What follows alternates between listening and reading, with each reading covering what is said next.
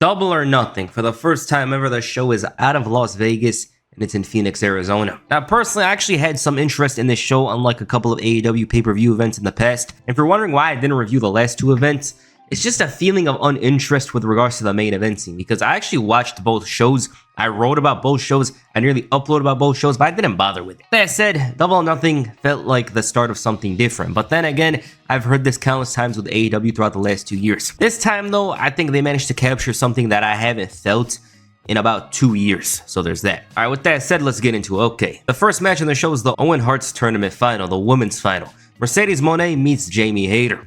It's been a while since we've seen Jamie Hayter in the prominence. Ever since her injury nearly 2 years ago, we haven't seen a lot of Jamie Hayter on pay-per-view. With regards to Mercedes Monet, it's obvious that there's much more interest in bringing her to the women's title division. The crowd was really invested in this one, and I found enjoyment in it. I actually miss Hayter being around the top of the women's division. As always, Mercedes used her experience to slow down the match. There was this brutal meteora here, and it wasn't that hard for Mercedes to retain intensity while slowing the pace. Mercedes Monet was 2 steps ahead of Jamie Hayter and nothing was working. The lower back was a huge problem for Jamie Hayter throughout the last 2 years, and the TBS champion had her eyes on it. This match felt physical, and to describe it simply, it felt like a main event forced to work as an opener. Jamie Hayter displayed strong fighting spear in the face of agony, and it was a great one. The ending initially was one I strongly disliked. I thought it was another roll-up victory for Mercedes Monet, but it was actually an impactful DDT into a roll-up. I thought it was like a mistake or something, but it wasn't. It was obviously a part of the match. Mercedes basically was forced to bring out her best again. This is a common thing I've noticed in her matches. She always plays it passive, and then when her opponent kicks out, she starts fighting back. And it was enjoyable. This was a well-worked match. It was a slow build for Hayter to do noteworthy offense, and when she did, the crowd was really invested, and for good reason. I would have preferred her to win here, but we all know what they're doing here. That is to have Mercedes face Toni Storm in a huge match. It's bound to happen. We haven't seen Mercedes Monet around the AEW Women's Championship. That's about to change. Good opener. FTR faced Daniel Garcia and Nigel McInness. So Nigel was forced back into the ring by FTR, who had recently turned heel. Honestly, it was a much needed change, seeing as FTR were running in circles and looking like they weren't progressing past a certain point. The heels overwhelmed Nigel here. They were getting on Tony Schiavone's nerves here, provoking his commentary partner, and it was a textbook tag team match with FTR doing their best to be hated heels. Daniel 1999 Hulk Hogan Garcia comes in with all the momentum, and I still don't understand this attire. It's like he's a spokesperson for Cluckenbill. This wasn't my favorite match in the card, but I liked FTR's heel work. They seemed to be a step ahead of Garcia and McInness in terms of connection, and this was their game. Tony was looking out for his friend, but it wasn't helping him at all. And Garcia, on the other hand, had heart, but it was bound to end one way. Solid match, but it was too long, to be honest. Like, it was far too long. 22 minutes. It did not need to be that in any shape or form. But still, there was something to enjoy here with the FTR. I'm actually glad they're doing something different for once, because they're one of the best tag teams in the world, and we got to see them doing something fresh for once. Ricochet and Mark Brisco in a stretcher match. I don't really like stretcher matches, but with Mark Brisco being a crazy and unpredictable wrestler, it adds something there. He was jumping around and giving Ricochet a whooping. He was beaten and bullied. Sabu shout out. And the match was all happy and fun, but then it transitioned into a vicious Ricochet busting open Brisco and turning into a demon. They went back and forth. There were some nice spots at the table, the stretcher, and to me, this match is like a throwback to the Sabu and RVD stretcher match from 1996. Mark Briscoe's been in a bunch of these fun matches, and it's unfortunate that his brother passed away, but he found something with these type of matches. Ricochet had to dig down deep and stoop even lower to score the victory. Good match. It offered variety to the show and in some ways honored Sabu. But with regards to Ricochet, this is a nice change to see him actually feel comfortable as an all-around wrestler, because in-ring, he was doing well for himself, and I'm glad to be wrong. I'm personally glad to be wrong about Ricochet. He's changed it up. Is his character corny at times? Yeah.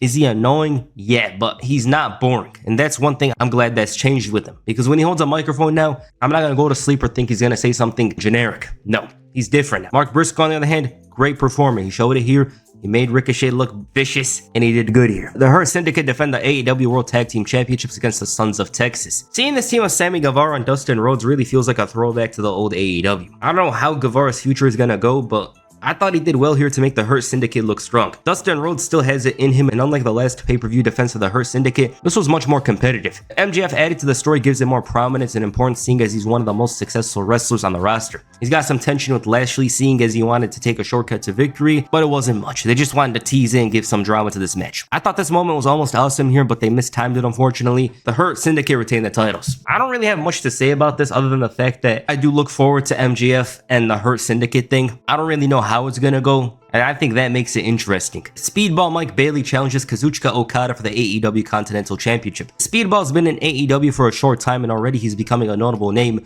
when it comes to matches. One thing I'll say is that these two really love the comedy spots. Now, initially it felt like Okada couldn't match Speedball's style, as if Mike Bailey was so confusing to figure out. Great spots in here. Mike Bailey was by far the better performer here. Okada is a much different Okada to what we've seen in the past, but it seems like he's charging up. It seems like he's building something there. He's about to go all out for one of his next huge matches, I'd say. Or all in for one of his huge matches. This is one of his better matches in AEW. Speedball was crazy here. He was going insane. Like, this guy notices the opportunity. He always makes the most out of it. There was this great dropkick here from Okada leading to the victory, which was great. It was a great spot. One of the best spots in the entire show. But yeah, he's on to possibly face Kenny Omega for the title at All In. Mina Shirakawa challenges Timeless Toni Storm for the AEW Women's Championship. Good action here. Both women brought it, especially Mina Shirakawa. And I think Storm's last title reign was missing a match like this, because for as much character work as she did, Toni Storm's title reign a year ago wasn't my favorite. So this was a match where she gets to show off more. You know, she's had better title matches recently, and this is another one. Mina was working like crazy to make the most out of this opportunity here. Toni targeted her leg for a part of the match, and this one was very predictable, but it was all about the journey. And you guys know when I say that, I try my best to sell you the match. You know, even though it's predictable, there's something interesting about it. But this was good. Why? Back and forth. Fighting spear from Mina Shirakawa and Toni Storm offering more in this battle. They randomly kissed after the match, and Toni is off to the Mercedes title defense. That's the biggest match that AEW could do for the women's division. Anarchy in the arena. The Ops, Willow Nightingale, Kenny Omega, and Swerve Strickland faced the Death Riders and the Young Bucks. My biggest dissatisfaction with AEW is the Death Rider story. When I saw they added the Young Bucks to it, I thought goodbye. I just did not care. One thing they actually did different here is have the Bucks as enemies of Kenny Omega, and I still hope to see the end of the Death Riders, but with regards to this match, it was just vibes. There was continuous music playing, with one of them being Let the Bodies Hit the Floor, which greatly excited me. I loved it. Everyone's taking a beating, it's messy all over the place, but would it be called Anarchy in the arena if they weren't doing just that? It was too predictable, this spot, but I liked it, seeing Yuta thrown several miles an hour into the security. It's still silly though, but I like this one. The spots here were just out of this world. It was absolute insanity, and you know the saying of,